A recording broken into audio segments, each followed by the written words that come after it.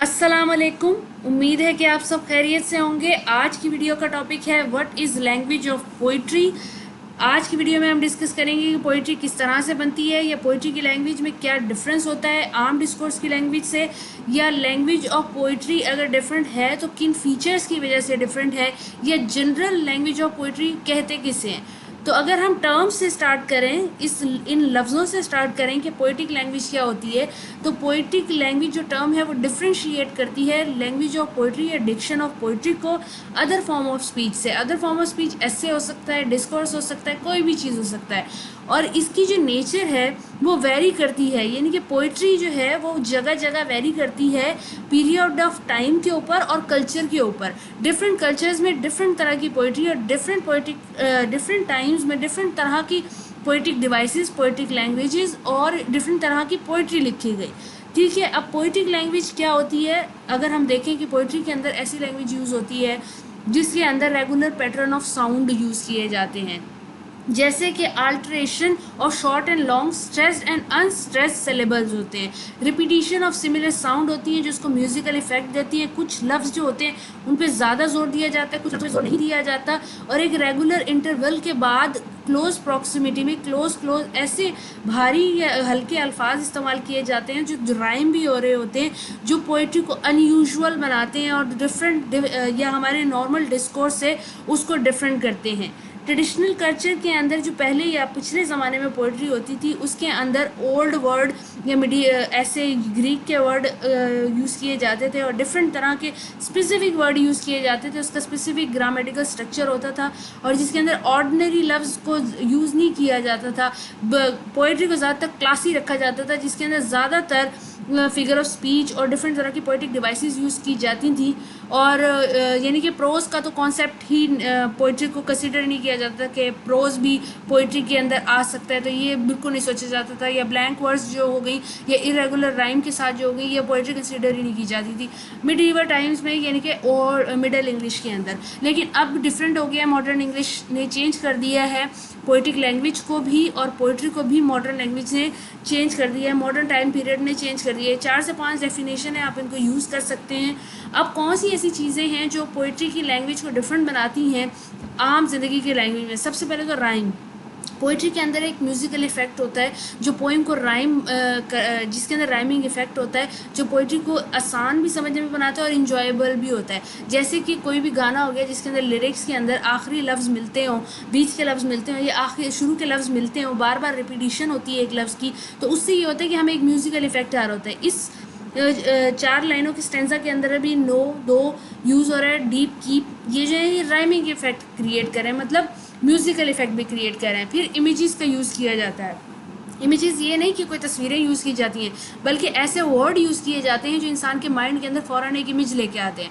For example, अगर बड़े पहाड़ों के बारे में कहो, बिग माउंटेन, तो हमारे दिमाग में बहुत बड़े बड़े पहाड़ आएंगे जो हमने ज़िंदगी में देखे होंगे। अगर यहीं पे वो कह दें कि आइसी माउंटेन या स्नोई माउंटेन, तो हमारे बर्फीले पहाड़ हमारे दिमाग में आएंगे। तो इस तरह की इमेज क्रिएट की जाती है ताकि जो इंसान है वो एस्थेटिक प्लेयर को महसूस कर सके। फिर पोइट्री किसी थीम के ऊपर होती है, वो कोई भी टॉपिक हो सकता है, जैसे कि डिस्ट्रक्शन, लव या रेवोल्यूशन हो सकता है, यहाँ पे स्पेलिंग की मिस्टेक है। इसके अलावा कोई भी थीम हो सकती है, कोई भी इशू हो सकता है, कोई भी टॉपिक हो सकता है। जो मेन बात जिसके ऊपर पूरी पोइम लिखी जाती है उसको थीम कहा जाता है। इसके अंदर राइटर की टोन होती है या पोइम की अलहदा से टोन होती है कि जिसके अंदर पता लग रहा होता है कि आया पोइट जो है वो होपफुल है, डिस्ट्रक्टिव है, वॉर की बात कर रहा है, सैड है, लोनली है, टायर्ड है, इंस्पायर्ड है, किस चीज़ के बारे में बात कर रहा है, मॉडर्न वर्ड के बारे में। उसकी टोन भी होती है ख़ास किस्म की, जो रीडर जब उसको रीड करता है तो उससे पता लगता है कि अच्छा पोइट इस मूड में बैठा है या इस टोन का इस्तेमाल कर रहा है, वो होपफुल है।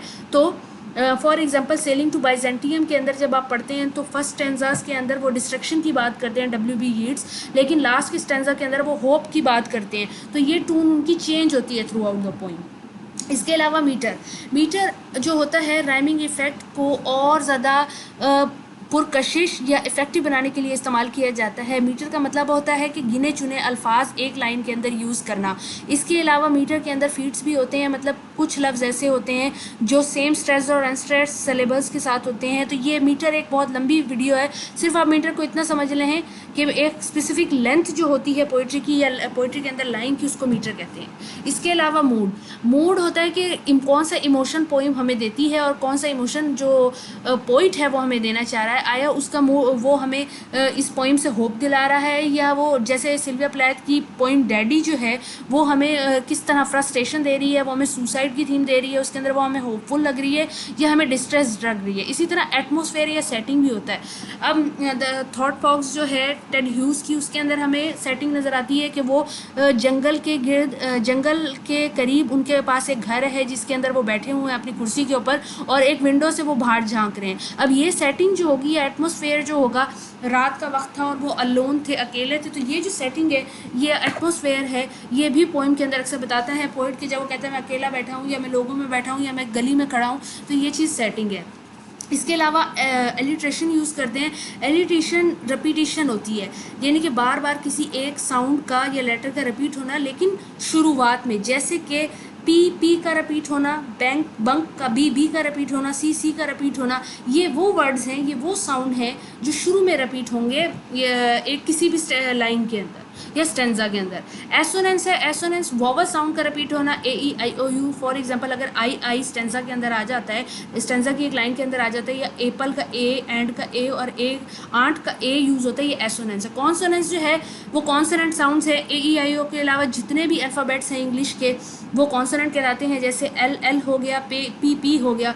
इंजबमेंट क्या होती है? इंजबमेंट होती है कि आपका आइडिया या आपकी बात एक लाइन के अंदर ख़त्म ना हुई हो, बल्कि वो स्टेंजा के अंदर दूसरी लाइन में या तीसरी लाइन में जाके ख़त्म हुई हो। अक्सर जो पोइम चल रही होती है उसके आखिरी वाला जो वर्ड होता है वो एंड होता है और फिर नेक्स्ट बात उसने अगली लाइन में की होती है, तो अब इंजबमेंट होती है। मेटाफर होता है कि किसी दो चीज़ों का कंपैरिजन, जैसे कि हर चीक्स वर रेड रोजेस, यानी कि उसके गाल ऐसे थे जैसे कि लाल गुलाब, ठीक है। तो ये मेटाफर है। सिमिली भी यूज़ किया जाता है, वो भी कंपैरिजन के लिए यूज़ होता है, लेकिन अलाइक या एज यूज़ के लिए यूज़ किया जाता है। ये वो डिवाइसेस मैंने आपके साथ डिस्कस किए हैं जो बहुत मेजर हैं और जो पोइट्री को या पोइट्रिक लैंग्वेज को डिफ्रेंशिएट करते हैं नॉर्मल लैंग्वेज से। अब कौन कौन से क्वेश्चन आपको पोइम के बारे में आ सकते हैं या पोइट्रिक लैंग्वेज के बारे में आ सकते हैं, कौन कौन से क्वेश्चन होते हैं?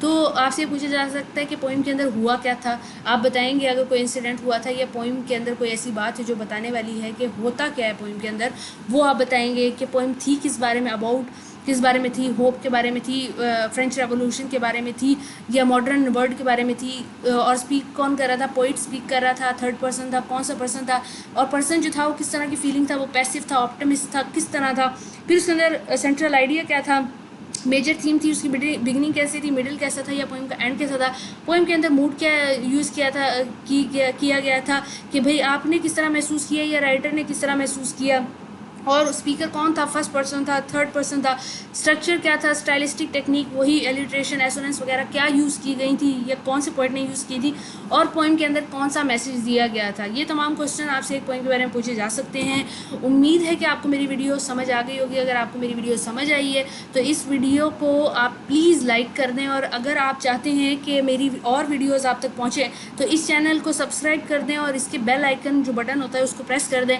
ताकि जब भी मैं नेक्स्ट वीडियो अपलोड करूँ तो आप तक पहुंच जाए। अगली वीडियो तक के लिए अपना ख्याल रखें। अल्लाह हाफिज़।